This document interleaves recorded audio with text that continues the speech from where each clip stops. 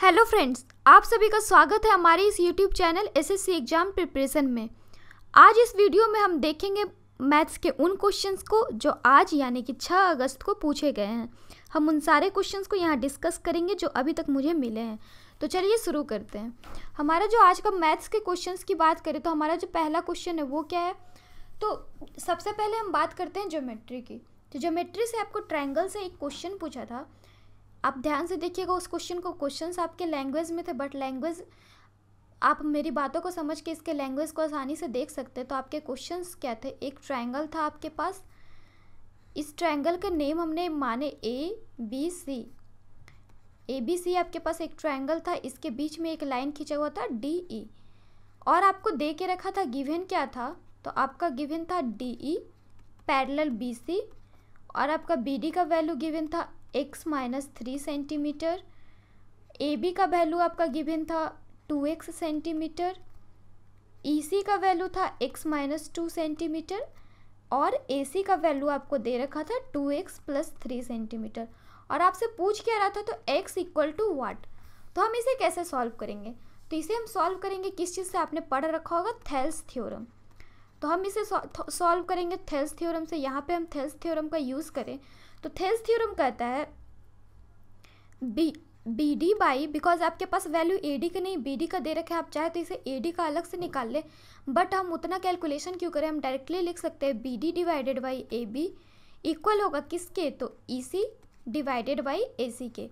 अब हम आसानी से इसमें वैल्यू पुट कर सकते हैं। तो हमारा बी डी का वैल्यू होगा क्या, तो x minus 3 divided by A B का वैल्यू कितना हो गया, तो 2x इक्वल आपका किसका हो गया, तो x minus 2 divided by 2x plus 3। अब बाई क्रॉस मल्टीप्लिकेशन हम इसे सॉल्व करेंगे तो हमारा क्या आ जाएगा, 2x square plus 3x minus 6x minus 9 equal to आपका क्या हो गया, तो इधर से किया तो 2x स्क्वायर माइनस 4x। अब 2x स्क्वायर से 2x स्क्वायर कैंसिल हो गया। अब हमारे पास बचा क्या, तो minus 3x plus 4x equal to 9। तो ये हमारे पास आ गया x का वैल्यू इक्वल टू 9।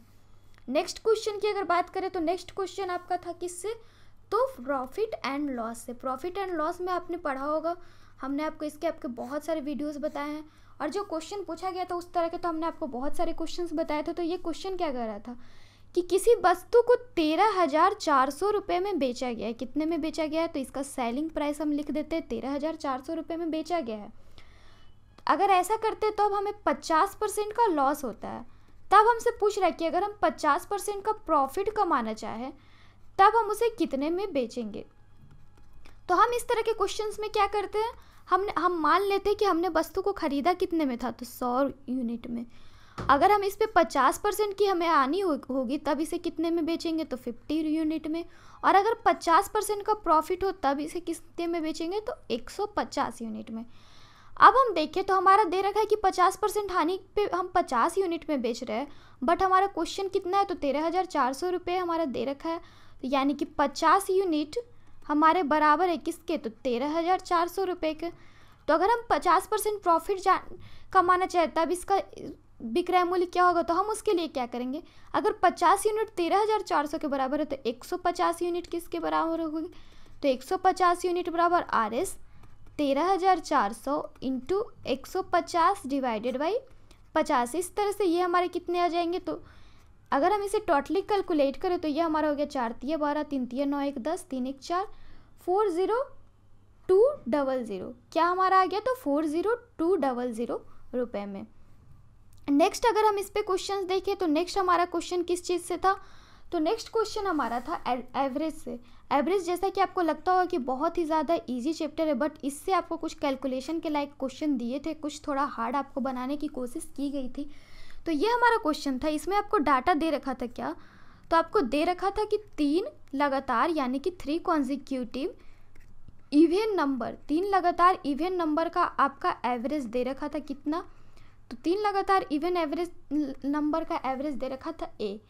तब हमसे पूछ रहा था कि इसमें 5 लगातार और जोड़ दे, तो हम 3 से शुरू करना है, और 8 लगातार इवन नंबर का एवरेज कितना होगा इक्वल टू व्हाट। तो हम इसे कैसे निकालेंगे, तो सबसे पहले हम क्या करेंगे, हमने माना कि 3 लगातार इवन नंबर हो क्या गया, तो x plus 2 x plus x+2, x+4, x+6, आगे बढ़ते जाएंगे तो x+8, x+10, x+12, इस तरह से ये हमारा बढ़ते जाएगा और 8 लगातार पूछ रहा है। तो हम सबसे पहले 3 लगातार इवन नंबर का हमारा एवरेज दे रखा है a, तो हम यहाँ से 3 लगातार इवन नंबर का अगर एवरेज निकाले तो क्या हो गया, तो 3x + 12 divided by 3 equal to a। इस तरह से हमारा आ गया a इक्वल टू क्या, तो x + 4, और हमसे पूछ रहा है 8 लगातार। तो 8 लगातार इवन नंबर की बात करें तो 8x आप में ऐड हो गया तो 8x हो गया।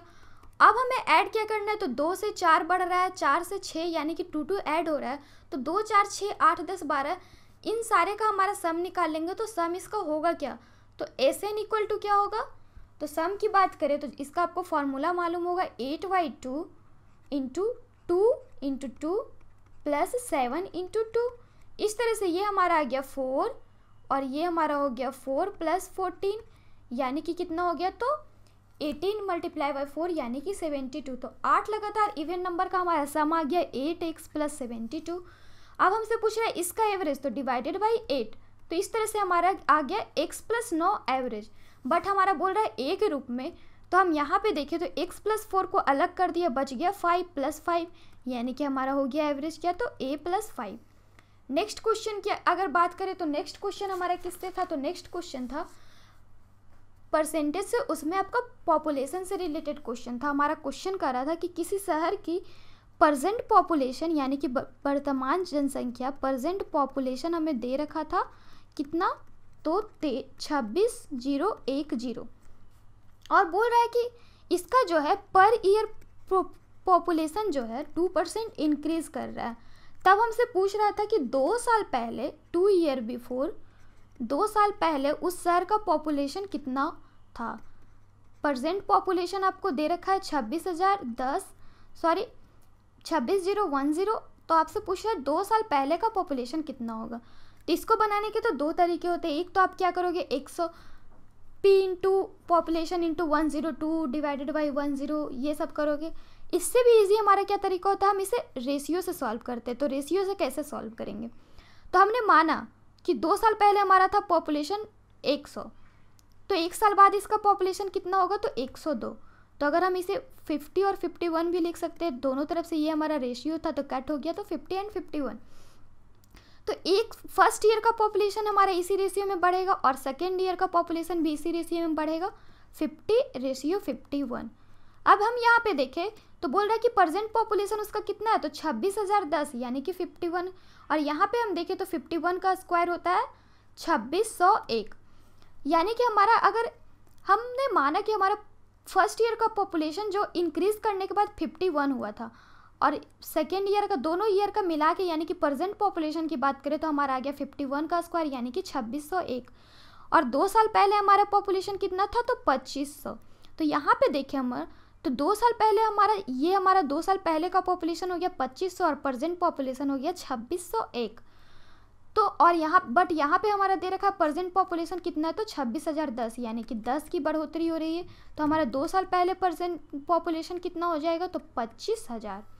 नेक्स्ट अगर क्वेश्चन की बात करें तो नेक्स्ट क्वेश्चन हमारा था मेंसुरेशन से। आपको दे रखा था कि एक समलंब चतुर्भुज है, इस तरह से हमने बना दिया। यहाँ पे हमारा एक समलंब चतुर्भुज हो गया, जैसा कि आपको दे रखा था एक ट्रापेजियम यानी कि समलंब चतुर्भुज है। उसके 2 समानांतर भुजाओं का आपका वैल्यू दे रखा था, ये ABCD आपका समलंब चतुर्भुज हो गया, और 2 समानांतर भुजाओं की वैल्यू कितनी दे रखी थी, तो 4.56 सेंटीमीटर और 1.44 सेंटीमीटर। और ये जो हमारा बीच से ये हमारा हो गया लंब, यानी कि H की वैल्यू हमें दे रखी थी कितनी, तो 30 सेंटीमीटर।